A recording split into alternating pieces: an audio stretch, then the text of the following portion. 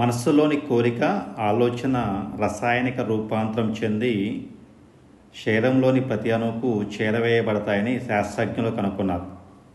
రవాణా చేసే ఈ రసాయనాలకు న్యూరోపెప్టైడ్స్ అని నామకరణం చేశారు. ఇవి ప్రతి అణువులోని భావాలను కూడా మెదడుకు చేరవేస్తాయి.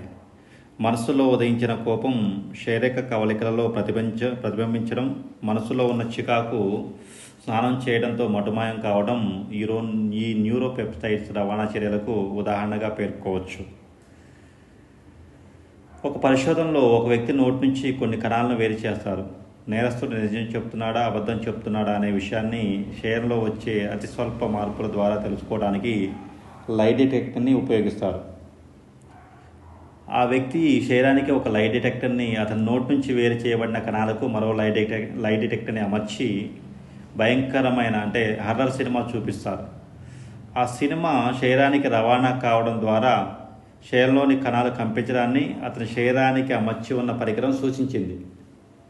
అతని కణాలకు అమర్చిన పరికరం కూడా అదే విధంగా ప్రతిస్పందించింది. దీన్ని బట్టి మనసు, శరీరం ఎంత బలంగా ఒకదానితో ఒకటి అనుసంధానం చేయబడి ఉంటాయో తెలియవస్తుంది.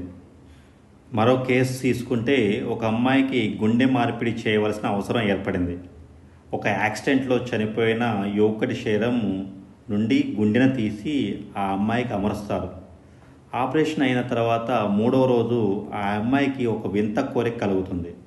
అది రోజు రోజుకి బలపడుతూ ఉంటుంది. ఆ కోరికను అణుచుకోలేకపోతుంది. తనకు బీరు తాగుతూ చికెన్ న్యూడిల్స్ తినాలని కోరిక కలుగుతుందని, దాన్ని ఆపుకోలేకపోతున్నాననేసి డాక్టర్లకు చెప్పింది. నిజానికి ఆ అమ్మాయి ఆపరేషన్కి ముందు తన జీవితంలో ఎప్పుడూ మాంసాహారం కూడా తిని వెరగదు. ఆమెకు బీరు వాసనే గిట్టదు.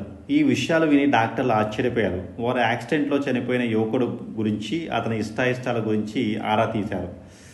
ఆ యువకునికి బీరు త్రాగుతూ చికెన్ న్యూడిల్స్ తినడం అంటే ఎంతో ఇష్టమని, అతడు ప్రతిరోజు సాయంత్రం ఆ పట్టణంలో ఉండే ఒక రెస్టారెంట్లో చికెన్ న్యూడిల్స్ తింటూ బీరు తాగేవాడని, యాక్సిడెంట్ జరిగిన రోజు కూడా అతను ఆ రెస్టారెంట్ నుండి వస్తూ యాక్సిడెంట్కి గురి అయి మరణించాడని తెలుస్తుంది.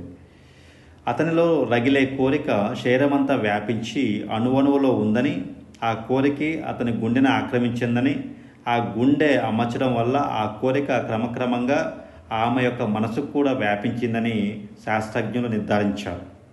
ఒక వ్యక్తిలో ఉండే బలమైన, తీవ్రమైన కోరిక రసాయనాలను రిలీజ్ చేసి శరీరంలో అణువణువులోకి పంపిస్తుంది. అప్పుడు శరీరం కూడా సమాయత్తమయ్యేసేసి ఆ కోరిక నెరవేర్చుకోవాలనేసేసి ప్రయత్నం చేయడం స్టార్ట్ అవుతుంది. సో దాని లోపల ఉండే ఆ అలజడి, ఆ తీవ్రత అనేది మనసును, శరీరాన్ని ఏకం చేసేసి ఆ కోరికను నెరవేర్చుకోవడానికి కావాల్సిన సామర్థ్యాన్ని సృష్టించగలుగుతుంది. అందుకనే మనసు లోపల తీవ్రమైన కోరిక ఉన్న వాళ్ళు సక్సెస్ అయ్యే అవకాశం ఎక్కువగా ఉంటుంది. అందుకనే కోరికని తీవ్రమైన కోరిక మార్చుకోవడము, ఇంటెన్సిఫై చేసుకోవడం అనేది చాలా ముఖ్యమైన విషయం. ఎప్పుడైతే మనము కోరిక తీవ్రతరం అవుతుందో అది త్వరగా నెరవేర్చుకోవడం, టైం అనేది తగ్గిపోతుంది. సో బలమైన కోరిక లేని వాళ్ళు, తీవ్రమైన కోరిక లేని వాళ్ళకి ఏదైనా సరే మేనిఫెస్టేషన్ అవ్వటం అనేది ఆలస్యం అవుతూ ఉంటుంది. అది డబ్బైనా, ఆరోగ్యమైన, ఆనందమైన, మరి ఇంకేదైనా సరే. అందుకనే మన జీవితంలో చాలా ముఖ్యమైన విషయం ఏమిటంటే ఇంటెన్సిటీ సో ఎవరికైతే ఎక్కువ ఇంటెన్సిటీ ఉంటుందో, ఎక్కడ తీవ్రత ఉంటుందో, భావ తీవ్రత ఎక్కువగా ఉంటుందో, వాళ్ళు ఆ యొక్క పనిని త్వరగా పూర్తి చేయగలుగుతారు, ఆ యొక్క లక్ష్యాన్ని త్వరగా సాధించగలుగుతారు.